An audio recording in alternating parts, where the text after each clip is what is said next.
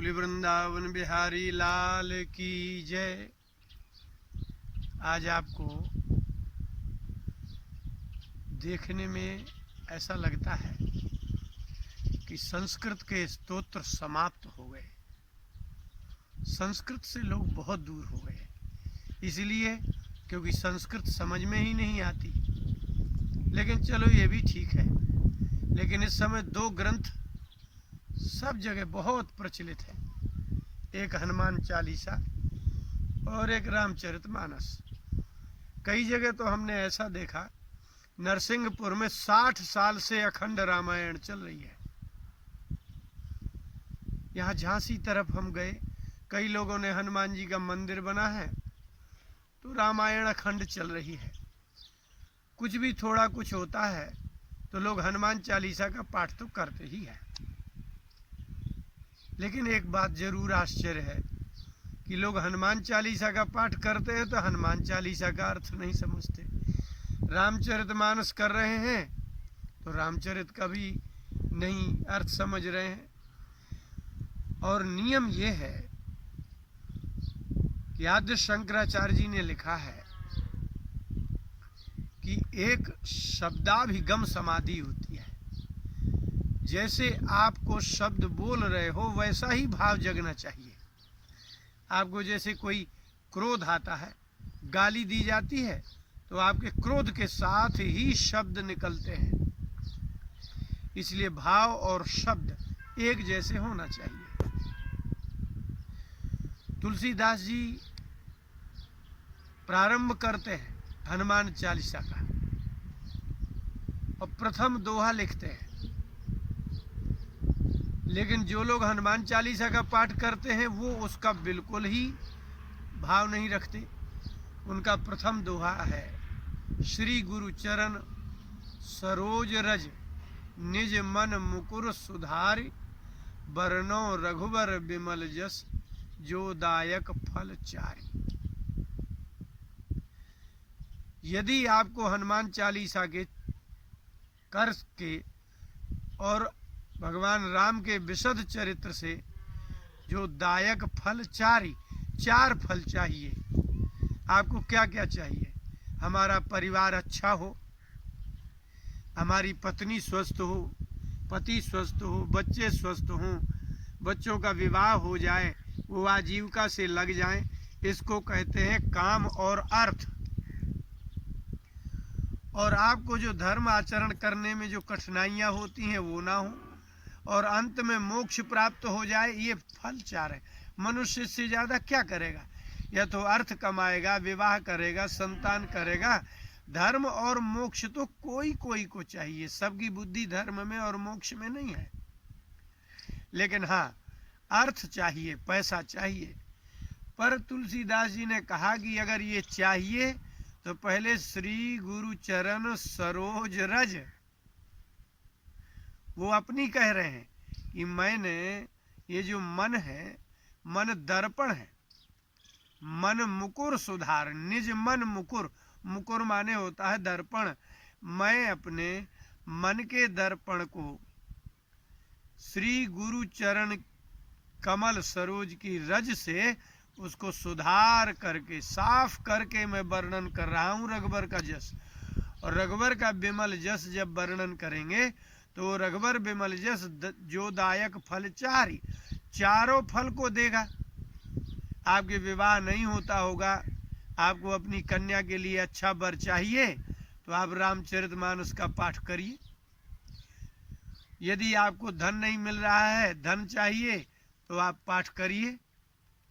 यदि धर्म का ज्ञान करना है तो रामचरितमानस पढ़िए, उसमें गृहस्थ धर्म, सन्यासी धर्म, ज्ञान धर्म, भक्ति धर्म, ज्ञान भक्ति सब कुछ मिलेगा। लेकिन मैं कैसे कर रहा हूँ? जैसे उन्होंने अंत में लिखा कि जो 100 बार पाठ कर कोई, छूटहि बंदी महासुख हुई। संसार के बंधन से छूट जाएगा, कर्म बंधन छूट जाएगा कोई 100 बार पाठ करे तो। लेकिन उसकी शर्त तो पहले कि जैसे मैंने वर्णन किया है वैसे ही तुम करो। ये मन है, मन में तो आपके कहीं धन की वजह से, कभी संसार की वजह से, कभी शरीर की वजह से, कभी परिवार की वजह से, कभी समाज की वजह से, कभी देश की वजह से विविध प्रकार की जो चिंतन होते हैं, इसी का नाम है धूल। ये धूल है मन की। आप कुछ करना चाहते हैं लेकिन आपका चिंतन तो कुछ और कर रहा है। तो मन मुकुर, जो मन का दर्पण है, उसकी धूल है सांसारिक चिंतन और चिंता दोनों। चिंता को ही चिंतन कहते हैं। अब उसको साफ करना है, तब आपको साफ कुछ अपना चेहरा देखेगा। आपको साफ चेहरा देखना है तो दर्पण साफ होना चाहिए। हमने एक लड़के को देखा कि लाइट चली गई थी तो टॉर्च लेकर के शीशे में लगा रहा था, उसका मुंह नहीं दिख रहा था उसको। आश्चर्य। तो हमने कहा ये क्या कर रहे हैं? बोले इसमें मुंह नहीं दिख रहा है। तो मैंने कहा अपने मुंह में लगाओ तब उसमें दिखेगा। जो बिंब है, यदि आपका मुख साफ है तो आपको दर्पण में नहीं लगाना है लाइट। लाइट अपने मुंह में लगाइए और दर्पण अंधेरे में भी रखा होगा तो दिखेगा। कितना आश्चर्य है। इसी का नाम है परावर्तन का सिद्धांत। आपके मुख की किरणें दर्पण में पड़ेंगी तब आपको जो है साफ स्वच्छ दिखाई देगा। इसी प्रकार से आपका मन यदि साफ हो जाए तो आपको राम का यश पता चले। और आप क्या कर रहे हैं? टॉर्च लगा रहे हैं आप दर्पण में, मुंह में लगाइए ना अपने, तो तब को आपको रूप दिखाई दे। तुलसीदास जी ने कहा कि शायद ही किसी का ऐसा मन हो जो साफ हो। साफ मन का तो होता ही नहीं है आदमी, वो तो जन्म से ही अज्ञान रहता है। इसलिए उसको कोई समर्थ गुरु मिल जाए, जैसे मुझे मिल गए। मेरे नरहरि गुरु थे, इसलिए उन्होंने रामायण का प्रारंभ बंदों गुरुपद पदम परागा, भगवान से न होकर के चौपाई का प्रारंभ गुरु से प्रणाम करके कहा। समर्थ गुरु हो, समर्थ गुरु के चरण कमलों की रज। अब ये कोई जरूरी नहीं है कि आपका गुरुजी बिल्कुल सामने होना चाहिए। आपके गुरुजी कहीं हों, शरीर छोड़ चुके हों, शरीर ही ना हो उनका, इसके बाद भी यदि आप उनका ध्यान करते हैं तो उनके चरण कमलों का रज का जब ध्यान करेंगे तो आपका मन साफ हो जाएगा। ये बात तुलसीदास जी कहते हैं कि मन साफ करने के लिए भगवान नहीं गुरु चाहिए। ये है सिद्धांत। आप क्या कहते हैं कि हम एक माला करते तो मन नहीं लगता। भगवान आपके मन को नहीं लगाएंगे, आपके मन को लगाने वाले गुरु हैं। इसलिए पहले उनसे मिलिए, फिर इसके बाद भगवान में मन लगेगा। तो उन्होंने कहा निज मन मुकुर सुधारी। मैं अपनी बात कह रहा हूँ कि मैंने अपने मन के मुकुर दर्पण को गुरु जी के चरण कमलों के ध्यान का रज है। आपको ये धूल आँखों से दिखती है, लेकिन आपको मालूम है जब ध्यान करना पड़ता है तो ये आँखें बंद की जाती है। ये आँखें खुलेंगी तो संसार दिखेगा, आँखें बंद करेंगे तो भीतर दिखेगा। इसीलिए उन्होंने कहा कि मैं जो कर रहा हूँ वो करोगे तो हनुमान चालीसा के 100 पाठ करेंगे आप, तब आपको ये फल मिलेगा। अच्छा, अभी आपको और एक ध्यान दिला दें। हनुमान चालीसा के अंत में एक चौपाई और उन्होंने लिखी कि हनुमान जी आप कृपा कैसे करेंगे। कृपा करहु गुरुदेव की नाई, जय जय जय हनुमान गोसाई। हे हनुमान गोस्वामी, गोसाई का मतलब जानते हैं? गो माने होती हैं इंद्रियां, उनका जो स्वामी है उसको गोस्वामी कहेंगे। अर्थात गोसाई का अर्थ है हे जितेंद्रिय महापुरुष। आप भगवान के भक्त हैं, लेकिन आप ऐसे कृपा कर ही नहीं सकते, तो कैसी कृपा करना है? तो बोले आप कृपा करो गुरुदेव की नाई, मेरे गुरु ने जैसी कृपा की है ऐसी कृपा करो। इसका मतलब है कि तुलसीदास जी को ये अनुभव है कि गुरु जी ने उन पर कैसी कृपा की है। मूर्ख से विद्वान कौन बनाएगा? गुरु जी बनाएंगे। संसार के बंधन से मोक्ष कौन कराएगा? गुरु जी मार्ग बताएंगे। आपके हृदय के गंदेपन को कौन दूर करेगा? गुरु जी करेंगे। इसलिए हनुमान जी को कहा कि आप, अच्छा, गुरु में एक विशेषता होती है, इसलिए उन्होंने ऐसा कहा, गुरु अपने शिष्य की मूर्खता को सहन कर लेते हैं। सभी शिष्य गुरु के यहाँ मूर्ख ही जाते हैं, प्रायः अज्ञानी ही जाते हैं।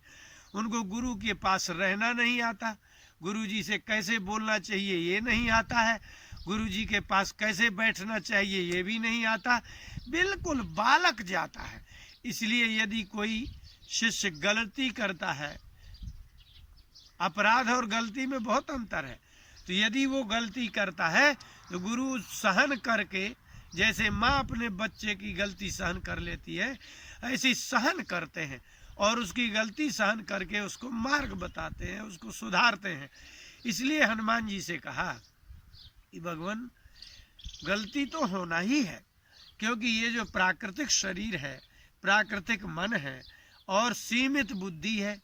अब सीमित बुद्धि, प्राकृतिक शरीर और प्राकृतिक मन में दोष तो होंगे, लेकिन आप सहन नहीं करेंगे।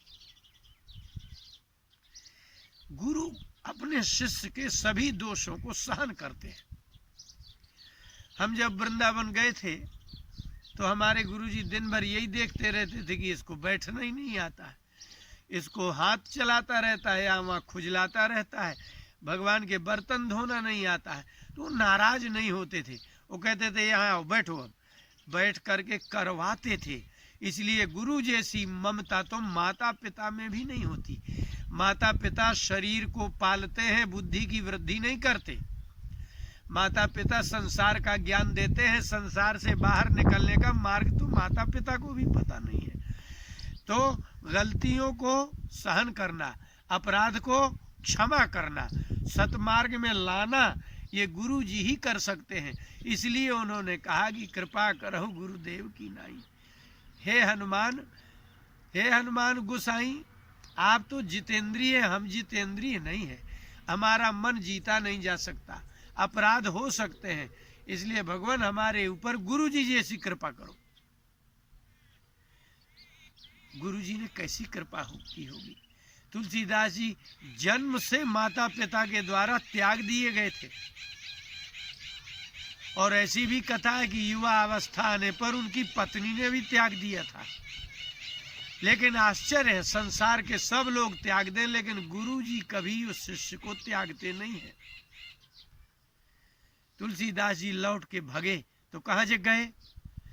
आप लोगों को दुख होता है तो आप रिश्तेदारों में भगते हैं, लेकिन वो लौट के दौड़े और अपने गुरु जी के पास आए और लगे रोने। बहुत रोए होंगे, क्योंकि जिसको दुख होता है उसके रोने को नियम नहीं है, विधि नहीं है। नरहरिदास जी ने कहा कि क्या बात है? बोले मुझे पहले माता पिता जी ने छोड़ दिया। बोले वो तो सबके छोड़ देते हैं। मुझे पत्नी ने त्याग दिया। बोले वो भी सब त्याग देते हैं।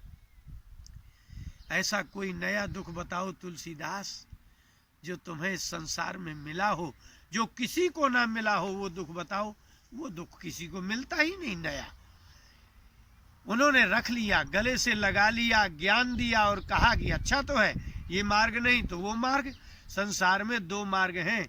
योग वासिष्ठ में वशिष्ठ जी ने राम जी से कहा, प्रवृत्तिम च निवृत्तम च द्वे मार्गे श्रुति गोचरे। हे राम, इस संसार में दो ही तो रास्ते हैं, एक प्रवृत्ति एक निवृत्ति। प्रवृत्तिया बध्यते जंतु, यदि संसार की प्रवृत्ति करोगे तो तुम बंधोगे, और निवृत्तिया तु विमुच्यते, यदि निवृत्ति की ओर चले जाओगे तो सदा के लिए छूट जाओगे। गुरु जी ने कैसा, माने तुलसीदास जी के बाल्यावस्था से माता पिता के द्वारा किया गया परित्याग का दुख वो भी नष्ट किया, और फिर पत्नी के द्वारा किया गया अपमान पूर्वक परित्याग, तिरस्कार, उसको भी, उसके दुख को नष्ट किया। नहीं तो इन्हीं दुखों के कारण ही मन अति मलिन और दुख से भर जाता है। इसलिए उन्होंने कहा कि हनुमान जी दया करना है तो गुरु जी जैसी करो। उनने क्या किया? बोले उन्होंने मुझे निवृत्ति परायण बना दिया, भगवान की ओर मोड़ दिया। आप भी मुझे भगवान की ओर मोड़ दीजिए। एक तो ये आश्चर्य है कि अर्थात जिन लोगों ने अपने गुरु का आश्रय नहीं लिया, उनके दुख कभी समाप्त होते ही नहीं है। तो यदि आप गुरु की शरण में हैं तो हनुमान चालीसा का फल होना है एक। और दूसरी बात और भी है कि हनुमान चालीसा का यदि फल चाहिए आपको, तो आपको विश्वास करना होगा। अब विश्वास के लिए क्या है? आपके पास विश्वास के लिए क्या है? बोले प्रमाण चाहिए। हनुमान चालीसा के पाठ से बंधन की मुक्ति होती है, महावीर जी के नाम लेने से भूत प्रेत पिशाच निकट नहीं आते। इसका क्या प्रमाण है? बोले कौन? गौरी शंकर ही तो प्रमाण है। हो ये सिद्ध साखी गौरीसा। प्रमाण कोई मनुष्य नहीं है। कोई मनुष्य ने हनुमान चालीसा किया हो और वो कहे कि हाँ भाई मैंने हनुमान चालीसा किया था, मेरा भूत प्रेत भग गया था, मैंने हनुमान चालीसा किया था तो मेरा मन शांत हो गया था, मेरा हनुमान जी प्रसन्न हो गए थे। नहीं, मनुष्य प्रमाण नहीं है इसका। इस हनुमान चालीसा के 100 बार पाठ करने से वो सिद्ध हो जाएगा, बंधन से मुक्ति मिल जाएगी, दुख निवृत्ति हो जाएगी और भी बहुत काम हो जाएंगे, भूत प्रेत भग जाएंगे। ये सब का प्रमाण कौन है? बोले होए सिद्ध, कार्य सिद्ध होगा। साखी गौरीशा, भगवान शंकर जी इस काम को करेंगे। क्यों? बोले इसलिए कि शंकर जी ही तो हनुमान जी के अवतार हैं, तो वही करेंगे। अर्थात आपको यदि हनुमान चालीसा के पाठ से, कई लोग कहते हैं कि मैंने 108 पाठ किया लेकिन कुछ हुआ नहीं, तब हम उनसे पूछते हैं कभी गुरु की सेवा की? तुम्हारा कोई गुरु है? तो जिसका कोई गुरु नहीं है, जिस पर गुरु प्रसन्न नहीं है, जिसने गुरु की सेवा नहीं की, गुरु के चरणों की रज से जिसका मन प्रसन्न नहीं है, उसको रघुवर के विमल यश का फायदा मिलेगा लेकिन आंशिक मिलेगा। बस आपका मन लगने लगेगा लेकिन सिद्धि नहीं प्राप्त होगी। कार्य सिद्धि तो तब होगी जब आप गुरु के अनुगामी होंगे, गुरु के सेवक होंगे। कोई भी कार्य करना प्रारंभ करें, पहले आप अपने गुरु जी का स्मरण करें कि हे गुरुदेव, आपने बड़ी कृपा की। सारा संसार का प्रत्येक मनुष्य स्त्री चिंतन में, पुरुष चिंतन में, धन चिंतन में, जाने किस किस चिंतन में लगा है, लेकिन मैं धन्य हुआ आपकी कृपा से। आज मेरा मन भगवान में लगा है, हनुमान जी में लगा है, संसार से मुक्ति में लगा है। तो जो लोग गुरु भक्त होंगे, जो गुरु को जानते होंगे, गुरु के चरण रज सेवक होंगे, उनको ही 100 पाठ हनुमान चालीसा के करने पर सिद्धि होगी। महावीर के नाम लेने पर भूत प्रेत पिशाच दूर होंगे और वो हनुमान जी गुरु जी की तरह उन पर कृपा करेंगे। इसलिए आप लोग हनुमान चालीसा करो तो पहले अपने गुरु का ध्यान करके करना चाहिए। वो तो तुलसीदास जी ने ध्यान किया ना अपने गुरु जी का, इसलिए आप अपने गुरु जी का ध्यान करें, फिर वहाँ से दोहा शुरू करें, गुरु का स्मरण करें कि हे भगवान, आपकी कृपा से आज मुझे हनुमान चालीसा करने का अवसर प्राप्त हो रहा है, उन पर भक्ति जग रही है, तो आप कृपा करें। जब गुरु कृपा करेंगे तब कहीं आपके शंकर जी कृपा करेंगे, शंकर जी कृपा करेंगे, हनुमान जी कृपा करेंगे। ये हनुमान चालीसा पढ़ने का विधि और विधान है। बोले वृंदावन बिहारी लाल की जय।